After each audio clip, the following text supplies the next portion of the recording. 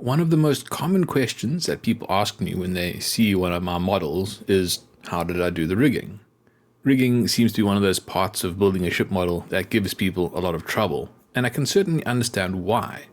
If you attempt to rig a ship without the correct materials or tools, it will be a nightmare, and believe me, I've tried that when I was learning my techniques for how to actually rig a ship.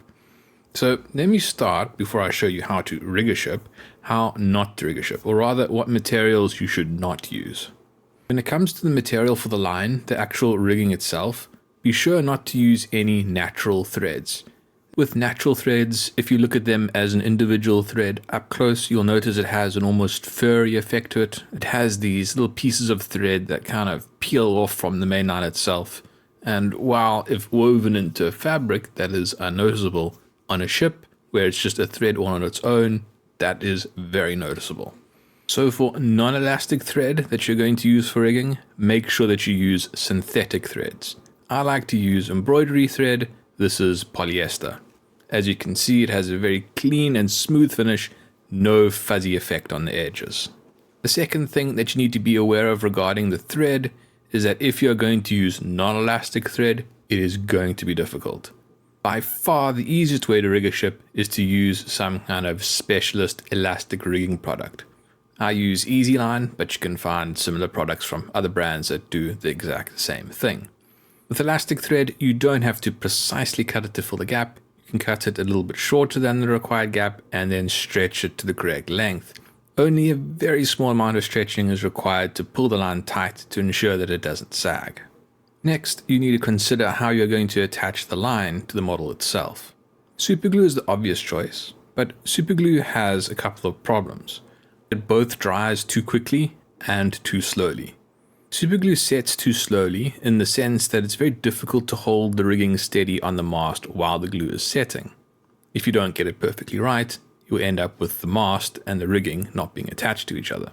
This means that you'll want to increase the speed at which the superglue sets. Fortunately, that can be done quite easily using superglue accelerator. However, that brings in another problem. If you've ever worked with superglue accelerator, you'll know that even having a little bit of the residue left behind after the accelerator has dried off will cause any subsequent layers of superglue to pretty much instantly set on contact with it. This is now problematic because after you've attached your first piece of rigging and use superglue accelerator to fix it in place, and you now want to attach another piece of rigging near that piece that you previously attached, there's already superglue on the mast. That means that the next piece of rigging that gets attached in that area will pretty much set on contact with the mast in whichever area it happened to hit first. You now have the problem of the superglue setting far too quickly. Wherever it is first in contact is where it sticks. I don't know about you, but for me, it's very difficult to get these pieces of rigging to touch in the correct place first time, every time. Which means you then need to go through the process of removing the rigging, and that is where you get damage, when you are trying to break off pieces of rigging that have been superglued to the structure already. These are very delicate areas of the ship. What I recommend to bond the rigging in place is UV activated resin. The UV resin that I'm using is for making flies for fly fishing. Of course, if you're using UV resin, you'll need a UV light source. So from the same company that makes this glue, I also got a UV torch. This is a UVA torch. UV activated resin is fantastic for rigging because you can dip one end of the rigging in the UV resin, put it in place on the mast, take as long as you like to position it exactly where you want it, and once you have it in place, you just flash that light on it, and the resin cures almost instantly. The UV light produced from this torch is UVA, that's the long wavelength UV light, and that is quite dangerous for your eyes. It is able to penetrate quite deeply into your eye, so you need to wear safety glasses. These safety glasses are widely available and very cheap. And I did test. I did put a little bit of the UV resin on a piece of paper and then put the UV glasses on top of them and then shone the UV light through the glasses, and it didn't set. I then removed the UV glasses and did the same thing, and the UV resin pretty much instantly sets. So they do work. That's good to know. For almost all of the rigging that I'm going to put on this model, I'm going to be using EasyLine with this UV resin. And the procedure in general will be to start at the center of the ship and work up and out. That's just so that I don't trip over myself. Better to do the lower layers first and then not have to worry about bumping into them later on, or bumping into higher layers when I'm trying to get underneath it to access some rigging low down in the ship. The lowest and most central of all the rigging on the ship is around the funnels. It has all these stays, not really rigging, but has all these stays to hold down the funnels, I suppose, during high winds. All of these stays, as you've seen, are installed in the same way. One of the ends of the easy line is dipped in the resin and then placed in contact with the side of the funnel. The UV light is then shone onto that wet resin and it instantly sets. Tweezers are then used to pull the rigging tight to determine how long it should be, and then the rigging is cut to length. The other end of the easy line is then dipped in resin once again, placed in contact with the deck, and the UV light is shone on it again, causing that end to set. The process is then just repeated over and over and over. The great advantage of this method is just not having to cut everything perfectly to length, or to try and cut something to length while it's already glued in place. One technique for installing non-elastic rigging is to glue one end in place and then pull the other end to where you want it attached and then glue it in place and then cut off the excess rigging while it's attached to the model. Depending on how much access you have to the area, that cutting step can be very difficult. An example of where that would be extremely difficult is this piece of rigging that runs between these two funnels. However, with EasyLine, it's trivial. One of the big disadvantages with EasyLine comes when you need to attach rigging to other pieces of rigging. For example, here, where these two pieces of rigging attached to the top of this cylindrical structure need to attach to this horizontal piece of rigging that runs between the two funnels. The difficulty here is that the great benefit of EasyLine, its ability to stretch, is going to make it difficult to keep the horizontal piece of rigging straight. There will be a tendency for the rigging running to the cylindrical structure to pull the rigging running horizontally between the funnels downwards. There will be more rigging in this area, which will enable me to pull this horizontal piece of rigging back up to make it straight. But if this was all there was going to be in this area, it would be very difficult to keep this rigging straight using EasyLine. When it comes to the rigging of hood, this area, not just this lower part that I'm working on now, but also the bit that goes above it, is the most difficult rigging for this ship. That is because it has multiple connections of rigging to rigging that needs to be brought in a sort of three-dimensional diamond type shape. In the end, I actually did this rigging 3 times before I got it into a state that I was happy with. This is not one of the rounds that survived until the end, but it does represent the method that I used in the very end. In this case, I wasn't very happy with the bottom connection, so I broke that off. One of the other benefits of this resin is that you can actually crush it. I can use my needle nose pliers to crush it, and then it breaks apart quite nicely, and it removes quite cleanly from the model, allowing you to then repeat the bonding without having to really worry about scraping it off like you would with superglue. In fact, in many cases, superglue is actually impossible to remove. So if you make mistakes, what happens is you have this build-up of glue over time that you can't get rid of. At this point, this is the furthest that I can go with the rigging that goes above this cylindrical structure. This is because there's some work that needs to be done above it that I need to complete first. But before I can do that, I want to deal with the rigging that goes on the foremast. There's quite a lot of rigging here. And once I have the lines that run between the two masts in place, it's going to be more difficult to access this area. Here, the great challenge is that this boom is photo etch, and photo etch does not have much structural integrity. Fortunately, there are a variety of pieces of rigging that can be used to stabilize it. My primary concern is that all of the EasyLine will pull the boom slightly backwards and down, and that will then cause this boom to bend. Obviously, I don't want that, so I need to stabilize it somehow. This is where the embroidery thread comes in. I still use it, but I use it for stabilizing delicate masts and booms. Here, I'm going to put 2 pieces of embroidery thread on each side of the boom, one to stop it from being pulled down, and one to stop it from being pulled back. To glue the upper end of the embroidery thread in place, I used thick super glue. That's just because it's difficult to get the torch underneath there to shine the light up into the underside of the spotting tops platform. So I just used a little bit of super glue to bond that in place. but on the end where it attaches to the boom, it is out in the open, so I switched back to using UV resin over there. Here, since this is embroidery thread and it has no elasticity, I have to glue it in place first and then cut it to length. The method that I use to attach that end is to pull the embroidery thread tight and then apply a drop of UV resin, which I then set with the UV light.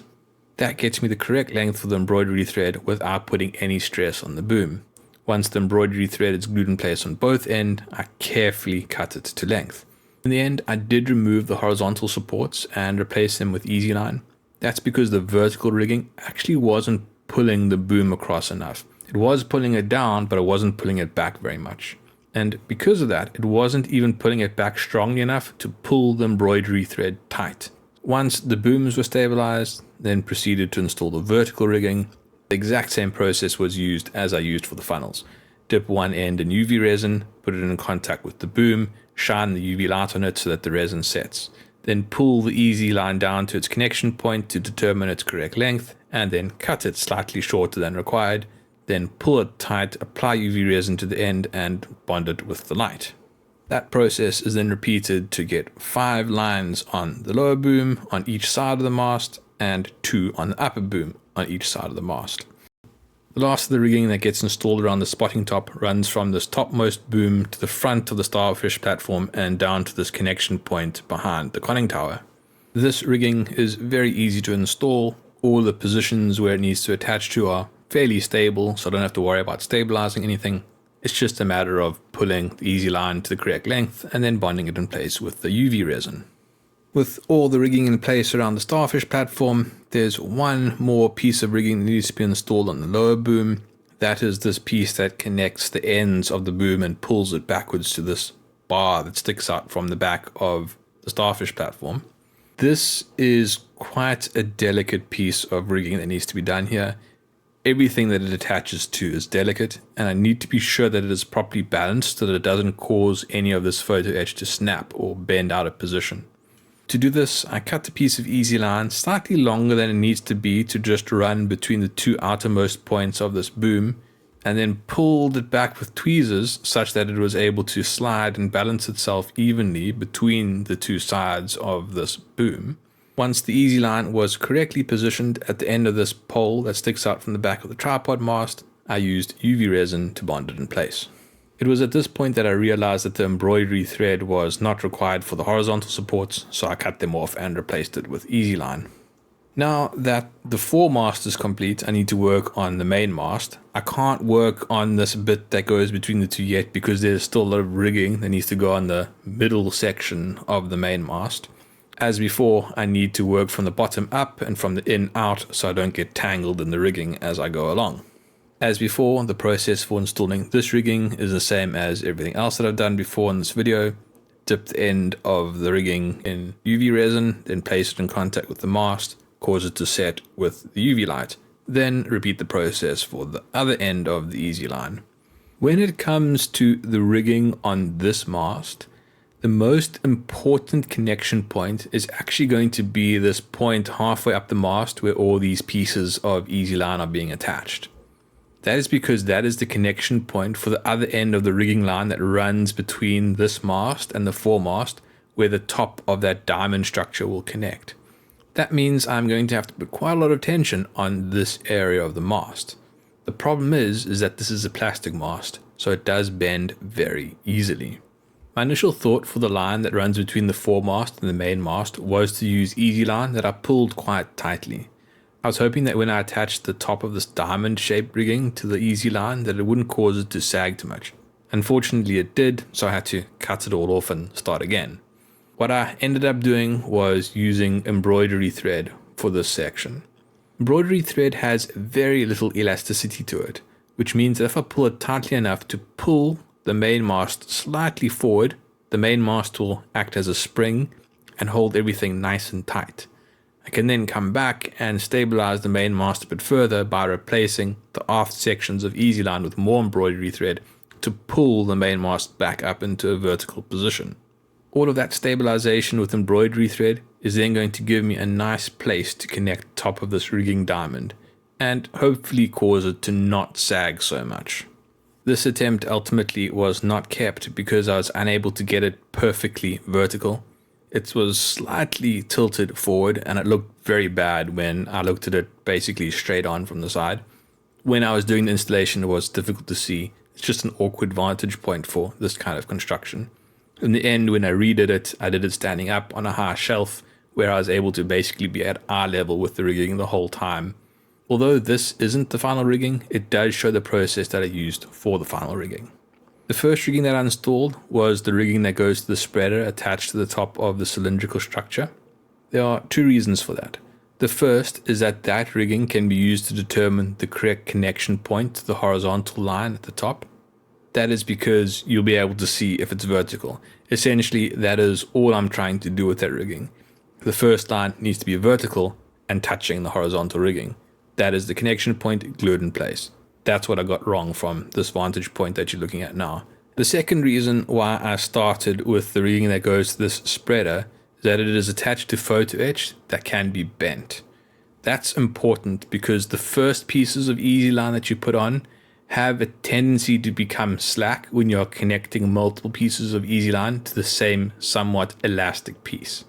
That is just because as you put on more elastic components, it pulls on it tighter and tighter, which causes it to sag more and more. And if it sags too much, then you get slack and it's no longer pulled tight.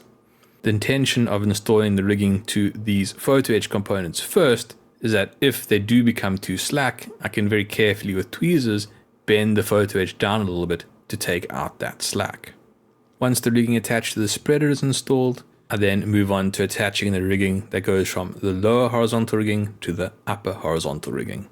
The difficulty with this kind of rigging is that you need to put as little tension on the rigging as possible, but not so little that it goes slack. Because if it goes slack, then you have to cut it off and tighten it. Or, as you can see here, if it is attached to a piece of photo etch that you can bend, slightly bend it down to take out that slack.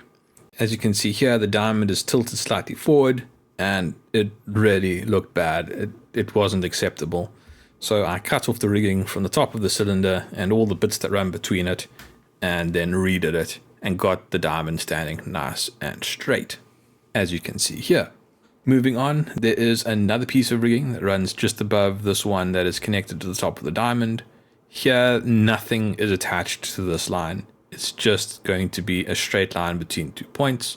So I moved back to easy line, using the exact same process as before. After that piece of easy line that goes between the masts, I can move yet higher. There are more stays to support the main mast. These stays start from quite high up on the main mast. They run from just under the upper boom to the edge of the starfish platform. While looking at this image, you can also see that I replaced the easy line that runs from the middle of the main mast to the back of the starfish platform with embroidery thread. And once again, the mast is vertical. That all got redone while I was working through that diamond rigging structure that I did 3 times. Anyway, after installing the rigging that runs from the top of the main mast to the starfish platform, I can now move on to installing the rigging that runs between the main mast and the foremast. Once again, starting low and working up, I attach the rigging that runs from the forward starfish platform to the aft starfish platform, and then move up to the rigging that runs between the top booms on both masts. For this rigging, the most important thing is to put as little tension as possible on these lines. Any tension on these lines, which is going to be connected so high up on these very delicate masts, is going to cause them to bend out of shape. So I am being very careful here to put on as little tension as I possibly can. Having said that, some tension is unavoidable, and I am anticipating that the main mast is going to be pulled slightly forward. So to correct that lean forward, the last pieces of rigging that need to be installed run from hard mounting points on the searchlight platform and the shelter deck. The first one runs to this boom sticking out the back of the tripod mast. This is where a flag is going to be installed, so I do need to pull this piece of easy line quite tight to ensure that that flag doesn't cause the easy line to distort. But that's not such a bad thing because it'll help with pulling the mast backwards a little bit. After that, the last 2 pieces of rigging that need to be attached run from this connection point that goes down to the shelter deck all the way up to the boom at the top of the main mast. This rigging is a little bit tricky, not because it's technically complicated to attach it, but because here is one of the few places where I really need to determine the correct tension for this rigging. Because if I get it wrong and asymmetrical, not only do I run the risk of the mast leaning too far forward or back, but it can also rotate the top of the mast. Fortunately, this area of the ship is very open, so I do have a lot of space to work and correctly work out what the appropriate tension on these lines should be to pull everything into alignment. And with that, the rigging is complete, but there's still a few more things that need to be done to the model. One of the last things to be added, in fact the last thing to be added, are the flags. These are cut off of the decal sheet that came with the Trumpeter kit. The decals are then removed from their backing and slid onto pieces of heavy-duty tinfoil. After carefully positioning the decals to make sure that they are sitting symmetrical about both sides of the tinfoil, I set them aside to let the water evaporate off. To help with the adhesion of the decal to the tinfoil, I paint very thin gloss varnish around the edge of the decal, hoping some of it will be drawn underneath the decal and bonded to the tinfoil. Once the varnish is dried, I use a ruler and a very sharp knife to cut off the excess tinfoil. Once the flag is cut to size on 3 sides, I use a toothpick to create a wavy effect. During this process, the decal did start to delaminate from the tinfoil in a few places, so I bonded it back down using extra thin superglue that I applied to the edge of the decal. Once happy with the shape of the flag, I cut off the last of the excess tinfoil. To install the flags, I move back to UV resin. I place UV resin on the side of the flag that will be in contact with the easy line, and then place the flag in contact with the easy line. While carefully holding in position, I shine the UV light on it, causing the UV resin to instantly cure. Further UV resin is applied to reinforce the bond. Now that all the rigging and the flags are installed, I need to go through another round of spraying the ship with matte varnish. This is just to matte down all that UV resin, which is quite shiny. By covering the UV resin with matte varnish, it's going to make it a lot less apparent. It'll kind of make everything blend in with the ship. Now that I'm happy with the state of the rigging, all the boats can be reinstalled in the ship, except this time they are going to be glued down. So after placing them on their cradles, I then glue them in place using extra thin superglue that I apply with a wire. Once the superglue is dried, I spray over it with matte varnish just to matte down any glossy bits of superglue that were left behind.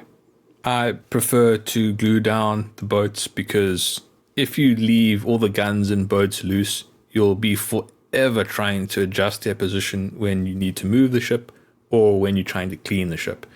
For how I display my ships, I don't have any desire to be able to remove guns and boats and move things around. I'm quite happy for it to be a static display.